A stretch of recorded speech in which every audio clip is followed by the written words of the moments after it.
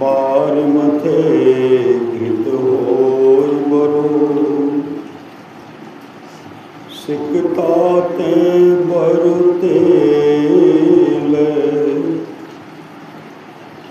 बिनु हरि भजन अनुभव तरे यह सिद्धांत अपेल। चाहे पानी के मथने से घी हो जाए और चाहे बालू से तेल निकल आवे, परंतु यह सिद्धांत अटल है कि बिना हरि भजन के कोई संसार समुद्र से पार नहीं हो सकता। मस कही करई बिरंच प्रभु अजहि मसकते अस विचार तजी संशय राम ही भजन प्रवीण। प्रभु मच्छर को ब्रह्मा बना सकते हैं, ब्रह्मा को मच्छर से भी तुच्छ बना सकते हैं। ऐसा विचार करके और सब संदेहों को छोड़कर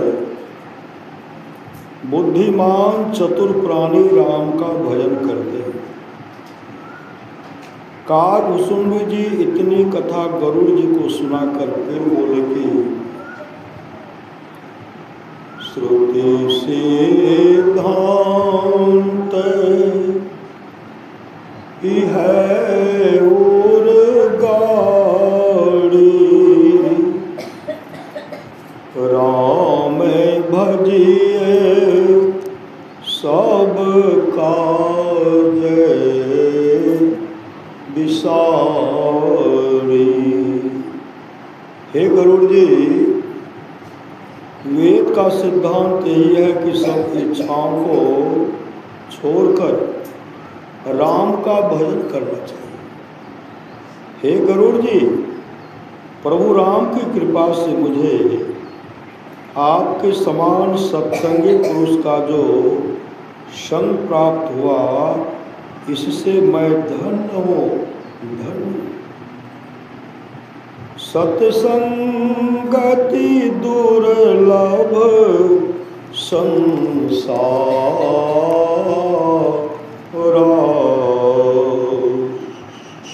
निमेष दंड भरी एक बार। संसार में पलवा दंड भर एक बार भी सत्संग होना दुर्लभ है। कागभूषुंड जी राम के गुणों का स्मरण करके बारंबार आनंदित होने लगे। फिर उन्होंने बहुत कुछ राम गुण गाकर और गरुड़ जी से यह कहकर अपना वक्त समाप्त किया कि राम जी आप पर और मुझ पर सदा प्रसन्न है। गरुड़ जी ने भी कागभूषुंड जी को संत और परम भक्त कह उनका बहुत गुणगान करके यह कहा कि संत बिटप सरिता गिरधरणी परहित हेतु सवन के करणी। संत वृक्ष नदी पहाड़ और धरती इन सबों के कर्म दूसरों की भलाई के लिए होते हैं। संत हृदय नवनीत समाना कहा कबिन पे कहन जाना। कवियों ने संतों का हृदय मक्खन के समान कहा तो है, पर कहने नहीं जाना, क्योंकि निज परिताप द्रवै नवनीता पर दुख द्रवहि संत सुपुनीता। मक्खन अपने दुख ताप से पिघलता है, परंतु अच्छे और पवित्र संत दूसरों के दुख से पिघलते हैं। अंत में गरुड़ जी कागभूषुंड जी की विनती कर कागभूषुंड जी की विनती कर उन्हें प्रणाम करके वैकुंठ चले गए। गिरिजा संत समागमा समन लाभ कछुआन बिनु हरि कृपा न होय सो गावहि वेद पुराण। श्री शिव जी श्री पार्वती जी से कहते हैं कि हे गिरिजा, संतों की संगति के समान दूसरा लाभ नहीं है। वेद पुराण कहते हैं वह सत्संग बिना ईश्वर कृपा के नहीं होता। अगर कहीं होता है, जब तक ईश्वर की कृपा नहीं होगी तब तक सत्संग नहीं होगा। फिर शिव जी राम कथा का बहुत कुछ गुण गाकर करने लगे। सोई सर्वाज्ञ गुणे सोई ज्ञाता सोई महिमंडित पंडित दाता।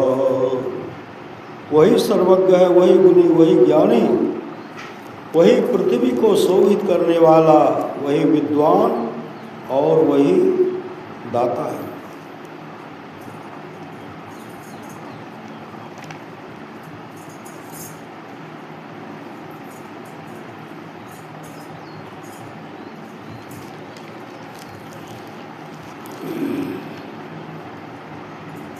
धर्म परायण सोई कुल त्राता राम चरण जाकर मन राता। वही धर्म तत्पर है और वही कुल रक्षक है जिसका मन राम के चरणों में लगा है। नीति निपुण सोई परम सयाना श्रुति सिद्धांत नीति जाना। वही नीति में निपुण है, वही परम चतुर है और वेद का सिद्धांत वही अच्छी तरह जानता है। सो कवि को विदय सो रणधीरा जो छल छारी भजई रघुवीरा। वही कवि विद्वान रणधीर है जो छल छोड़कर रघुवीर राम को भजते हैं। धन्य सुदेश जहाँ सुरसरी धन नारीपति व्रत अनुसारी। वह देश धन्य है जहाँ गंगा जी है और वह स्त्री धन्य है जो पाति व्रत धर्म के अनुसार चलती है। धन्य शोभोप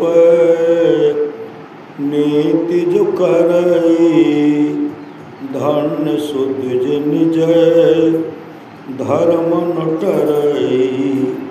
वह राजा धन्य है जो नीति से राज करता है और वह द्विज धन्य है जो अपने धर्म से नहीं टलता।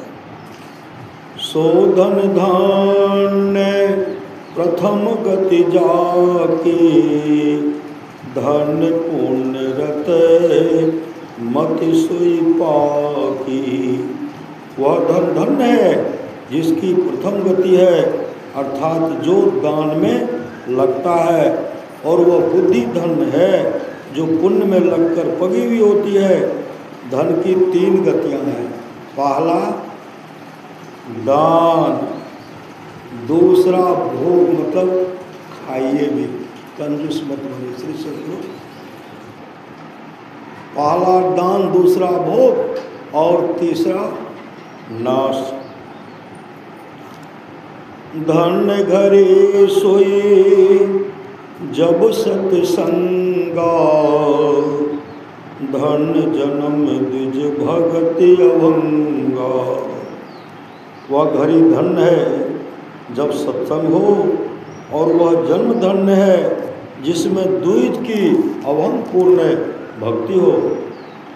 सो कुल धन्य उमा सुनो जगत पूज्य सुपुनीत श्री रघुवीर परायण जहि नर उपज विनीत। हे उमा सुनो, वह कुल धन्य संसार पूरी जाने योग्य और विशेष पवित्र है जिसमें राम के नम्र भक्त पुरुष उत्पन्न होते हैं।